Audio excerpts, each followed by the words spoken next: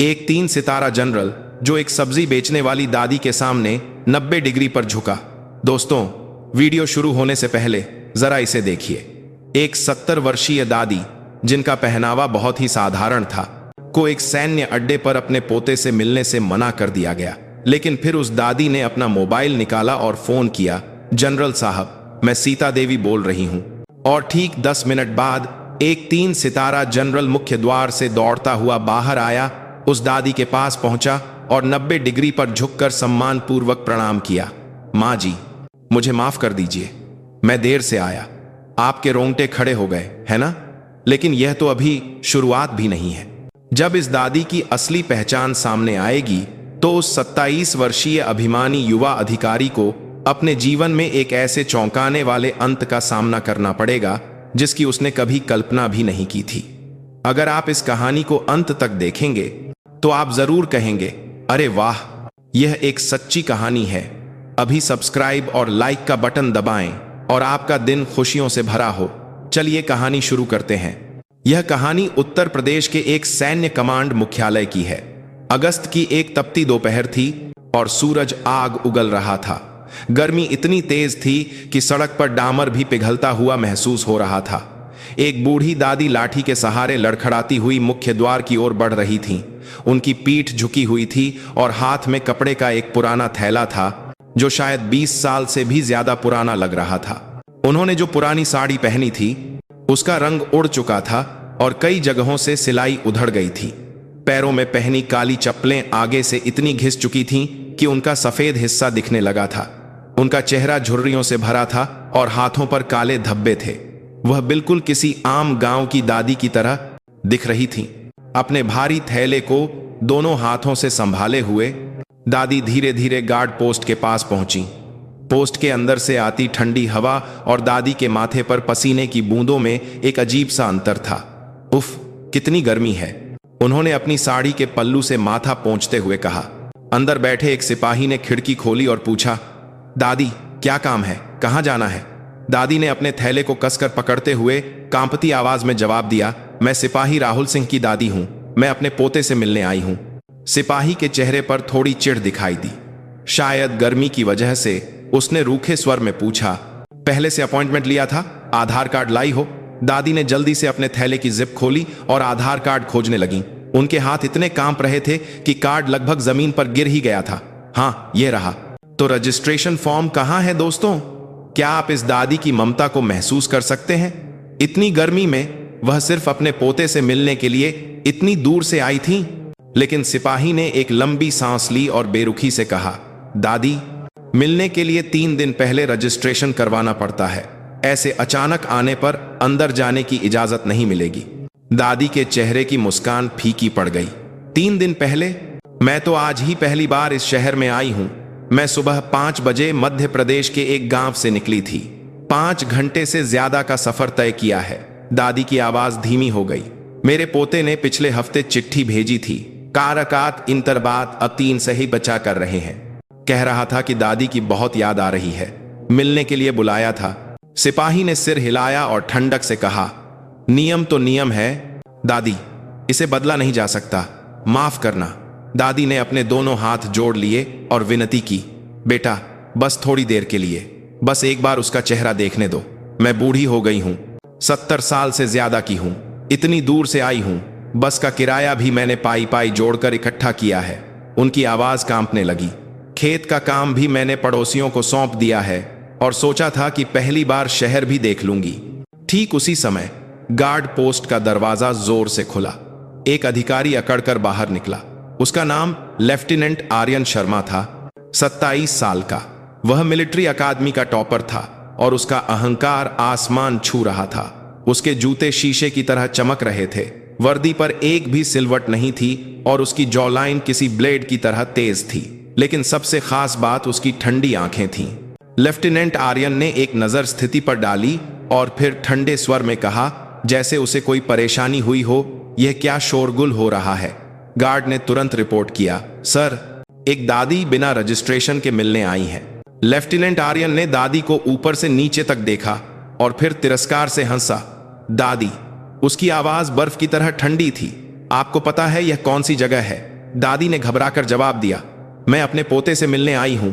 आर्यन को अंदर तक पारा की जारी में कोई भी लगाती है। सैन्य अड्डा कोई खेल का मैदान नहीं है। लेफ्टिनेंट आर्यन की आवाज अचानक ऊंची हो गई। दोस्तों, यह दृश्य देखकर आपको कैसा लग रहा है?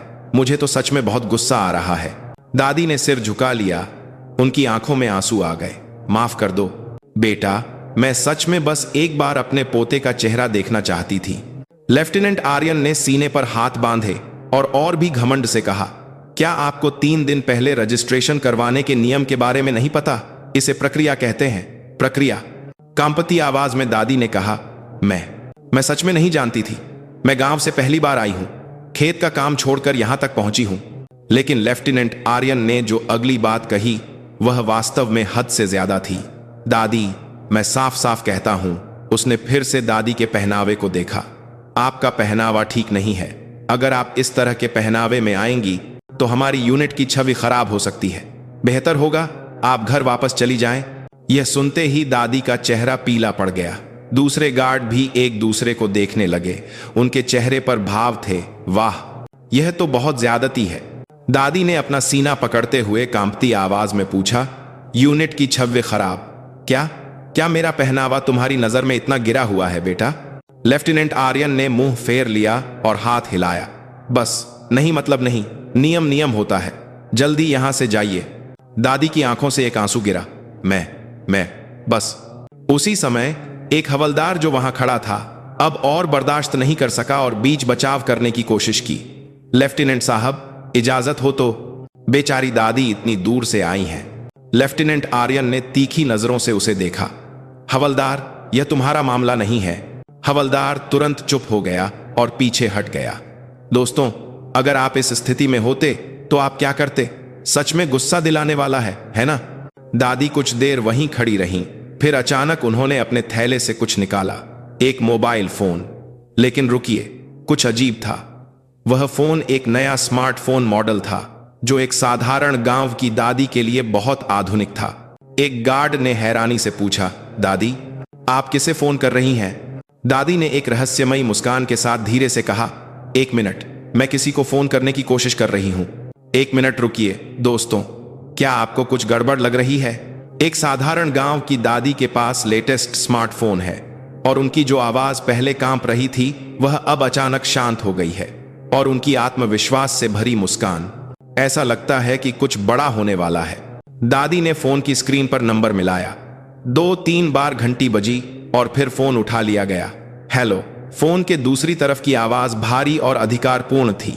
यह साफ था कि वह किसी सैनिक की आवाज थी और शायद किसी बहुत ऊंचे पद के अधिकारी की। अचानक दादी की आवाज पूरी तरह बदल गई। अब वह कांपती और चिंतित आवाज नहीं थी, बल्कि एक शांत और अधिकारपूर्ण आवाज थी। विक्रम, मैं हूं मां, आपने इस समय फोन क्यों किया? क्या कुछ हुआ है? लेफ्टिनेंट आर्यन को घूरते हुए दादी ने धीरे धीरे लेकिन दृढ़ता से कहा, मैं अड्डे पर पोते से मिलने आई थी, लेकिन मुझे इजाजत नहीं दी गई।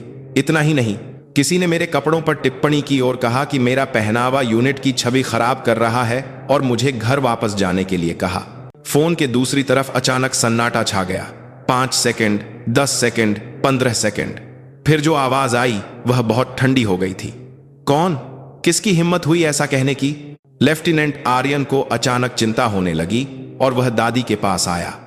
दादी, आप किससे बात कर रही हैं? दादी ने उसे ठंडी नजरों से देखते हुए फोन पर बात करना जारी रखा। एक लेफ्टिनेंट है, उम्र लगभग 27 साल होगी। उसने कहा कि मेरा पहनावा यूनिट की छवि खराब कर रहा है और मुझे घर जाने के लिए कहा। फोन के दूसरी तरफ सांसें भारी हो गईं। अभी आप ठीक किस अड्डे पर हैं? दादी ने गार्ड से पूछा। इसका नाम क्या है? गार्ड ने तनाव में जवाब दिया, जी, XX इन्फेंट्री ब्रिगेड मुख्यालय। दादी ने यह जानकारी सटीक रूप से दी। कहते हैं यह XX इन्फेंट्री ब्रिगेड मुख्यालय है। फिर दूसरी तरफ से जवाब आया, ठीक है मां, आप वहीं रुकिए, मैं अभी वहां आ रहा हूं। फोन कट गया। लेफ्टिनेंट आर्यन, जिसके माथे से ठंडा पसीना बह रहा था, घबराकर पूछा, दादी, वह फोन पर कौन था? आप असल में कौन हैं? अपना फोन वापस थैले में रखते हुए दादी ने रहस्यमयी ढंग से कहा, थोड़ी देर में तुम्हें पता चल जाएगा, बस 10 मिनट इंतजार करो। आसपास का माहौल अचानक तनावपूर्ण हो गया। गार्ड्स को भी एहसास होने लगा कि कुछ असाधारण होने वाला है। दोस्तों, क्या आपके दिल की धड़कनें तेज हो गई हैं? दादी ने किसे फोन किया था और 10 मिनट में कौन आने वाला है? ठीक 10 मिनट बीत गए। अचानक एक काली लग्जरी सेडान तेजी से मुख्य द्वार की ओर आई।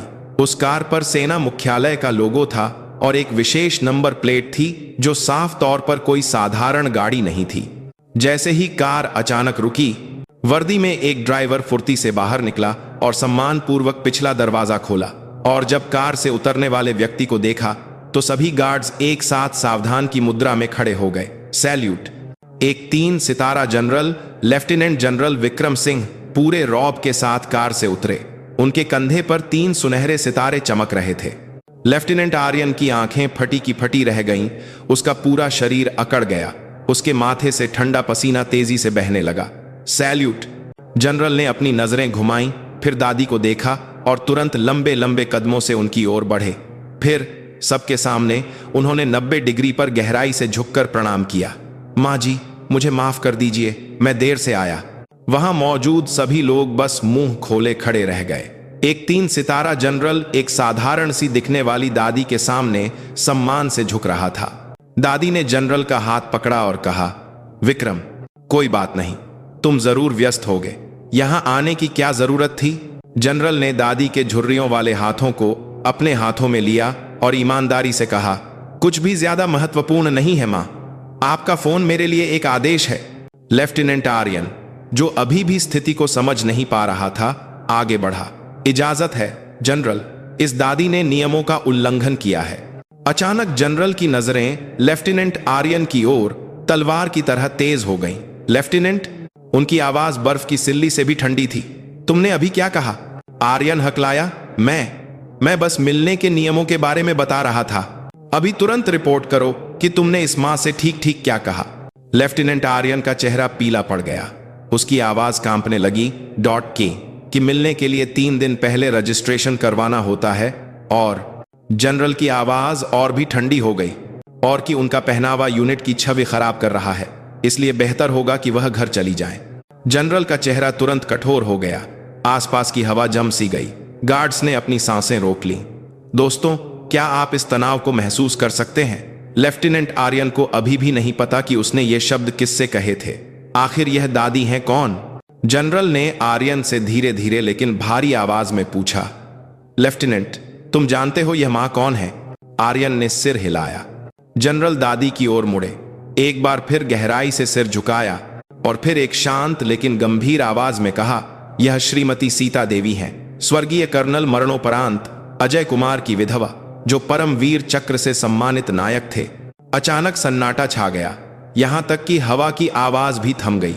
जनरल ने और भी गंभीरता से कहना जारी रखा, कर्नल अजय कुमार एक महान नायक थे, जिन्होंने 1971 के युद्ध के दौरान अकेले ही दुश्मन के मुख्यालय में घुसकर अपने 7 बंदी साथियों को बचाया था। दादी की आंखों में आंसू आ गए।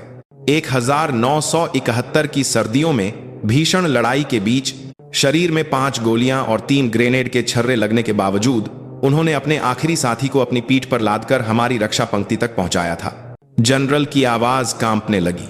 उन्होंने अकेले 7 घंटे तक 50 दुश्मन सैनिकों का मुकाबला किया, एक एक करके अपने साथियों को बचाया। लेफ्टिनेंट आर्यन का चेहरा कागज की तरह सफेद हो गया। दादी ने धीमी आवाज में कहा, मेरे पति युद्ध समाप्त होने के 1 साल बाद अपने घावों के कारण शहीद हो गए। तब उनकी उम्र केवल 28 साल थी। उनकी आवाज भर्रा गई। अपने अंतिम समय तक वह बस यही पूछते रहे कि क्या मेरे सभी साथी सुरक्षित घर पहुंच गए। जनरल ने दादी का हाथ कसकर पकड़ लिया और सिर झुकाया। मां, कर्नल के महान बलिदान की बदौलत ही हम सब इस आजाद देश में जी रहे हैं। जिन 7 सैनिकों को उन्होंने बचाया था, वे सभी अपने परिवारों के पास वापस लौट पाए। उसी समय मुख्यालय के अंदर से एक युवा सैनिक दौड़ता हुआ आया। दादी, वह सिपाही राहुल सिंह था। अपनी दादी को देखते ही वह रो पड़ा और दौड़कर उन्हें गले लगा लिया। दादी, आप अचानक क्यों आ गईं? पहले बताया क्यों नहीं? अगले हफ्ते मेरी छुट्टी थी, मैं घर जरूर आता। अपने पोते का चेहरा हाथों में लेकर दादी रोने लगी। चिट्ठी में तुमने लिखा था कि तुम्हें याद आ रही है बेटा। दादी को भी तुम्हारी बहुत याद आ रही थी। हर रात मैं तुम्हारे सपने देखती थी। राहुल ने अपनी दादी के खुरदरे और झुर्रियों वाले हाथों को देखा और जोर से रोने लगा। दादी के हाथ और भी खुरदरे हो गए हैं। खेत में अकेले काम मत किया करो दादी, कुछ भी चाहिए हो तो मुझे बताया करो। जनरल ने यह दृश्य भावुक होकर देखा और फिर आर्यन को बुलाया। लेफ्टिनेंट। आर्यन ने कांपते हुए जवाब दिया, जी जनरल। इस मां और सिपाही राहुल सिंह के लिए सबसे अच्छे विजिटिंग रूम की व्यवस्था करो और आज रात के खाने के लिए मैं व्यक्तिगत रूप से उन्हें ऑफिसर्स मेस में आमंत्रित करूंगा। जी जनरल, मैं अभी व्यवस्था करता हूं। दादी ने जनरल से असहज महसूस करते हुए कहा, विक्रम माफ करना, इतना बड़ा हंगामा हो गया। मैं तो बस अपने पोते का चेहरा देखने आई थी, सोचा नहीं था कि ऐसा हो जाएगा। जनरल ने ईमानदारी से जवाब दिया, मां, जब भी आपको किसी चीज की जरूरत हो बस मुझे फोन कर दीजिएगा। मैं व्यक्तिगत रूप से आपको लेने आऊंगा और राहुल के लिए मैं सुनिश्चित करूंगा कि उसे ज्यादा छुट्टियां मिलें। दादी ने जनरल का हाथ पकड़कर धन्यवाद दिया। दोस्तों, यह दृश्य देखकर आपको कैसा लग रहा है? सच में दिल को छू लेने वाला है ना? 5 घंटे बाद दादी और पोते की विशेष मुलाकात समाप्त हुई। जनरल ने व्यक्तिगत रूप से दादी को उनकी सरकारी गाड़ी से घर तक छोड़ा और आर्यन अगली सुबह 6 बजे उसे जनरल के कार्यालय में बुलाया गया। जब आर्यन कमरे में दाखिल हुआ तो उसका चेहरा बिल्कुल पीला पड़ा हुआ था। जनरल ने भारी आवाज में कहा, लेफ्टिनेंट, क्या तुमने कल रात की घटना के बारे में सोचा? आर्यन ने गहराई से सिर झुकाया और कांपती आवाज में जवाब दिया, माफ कर दीजिए जनरल, मैंने बहुत बड़ी गलती की है। मैंने किसी को सिर्फ उसके बाहरी पहनावे से आंका और श्रीमती सीता से अनुचित शब्द कहे। उसकी आवाज भर्रा गई। जनरल ने खिड़की से बाहर देखते हुए धीरे से कहा, आर्यन, तुम जानते हो कि हम यह वर्दी क्यों पहनते हैं और इस देश की रक्षा क्यों करते हैं? जी, देश और लोगों की रक्षा के लिए। जनरल, सही कहा, लेकिन जिन लोगों की हम रक्षा करते हैं उनमें कुछ ऐसे लोग भी हैं जिनका बलिदान हमसे कहीं ज्यादा बड़ा है। आर्यन ने सिर हिलाया। जनरल ने और भी गंभीरता से कहा, जैसे कल श्रीमती सीता थीं, बाहर बहुत से ऐसे लोग हैं जिन्होंने ऐसी पीड़ा सही है जिसकी हम कल्पना भी नहीं कर सकते। कम उम्र में पति को खोना, अकेले बच्चे को पालना, फिर पोते को पालना, जीवन भर यह सारा बोझ उठाना। आर्यन की आंखों में आंसू आ गए। अब से जो कोई भी आए उन्हें कभी भी उनके बाहरी पहनावे से मत आंकना, खासकर बुजुर्गों को। वे सभी एक एक करके हमारे राष्ट्र के जीवित इतिहास हैं। 3 महीने बाद लेफ्टिनेंट आर्यन ने विशेष छुट्टी लेकर दादी सीता के गांव में उनके घर जाकर मुलाकात की। उनके घर के सामने वह 90 डिग्री पर झुका। दादी, मैं सच में माफी मांगता हूं। मैं सच में गलत था। दादी सीता ने आर्यन का हाथ गर्मजोशी से पकड़ा और कहा, युवा लोग गलतियां करते हैं बेटा। महत्वपूर्ण यह है कि तुम अपनी गलती का एहसास करो।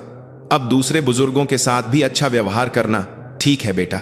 आर्यन ने ईमानदारी से जवाब दिया, जी दादी, मैं यह बात जीवन भर याद रखूंगा और मैं राहुल के साथ और भी अच्छा व्यवहार करूंगा। दादी सीता मुस्कुराईं, हाँ, मेरे पोते का अच्छे से ख्याल रखना। फिर आर्यन को देखते हुए दादी ने अर्थपूर्ण ढंग से कहा, अब से तुम्हारे अड्डे पर आने वाले हर बुजुर्ग को मेरे स्वर्गीय पति की तरह समझना। क्या पता उनमें से कई लोगों की मेरे जैसी दुखद कहानियां हों। आर्यन ने गहराई से सिर झुकाया। मैं ऐसा ही करूंगा दादी। 1 साल बाद लेफ्टिनेंट आर्यन को अपनी यूनिट में अनुकरणीय अधिकारी के रूप में चुना गया। वह आने वाले मेहमानों की सेवा में अपनी विनम्रता के लिए प्रसिद्ध हो गया। एक दिन एक और दादी मिलने आई। आर्यन व्यक्तिगत रूप से उनका स्वागत करने और उन्हें अंदर ले जाने के लिए बाहर आया। दादी, आप इतनी गर्मी में आई हैं, थक गई होंगी।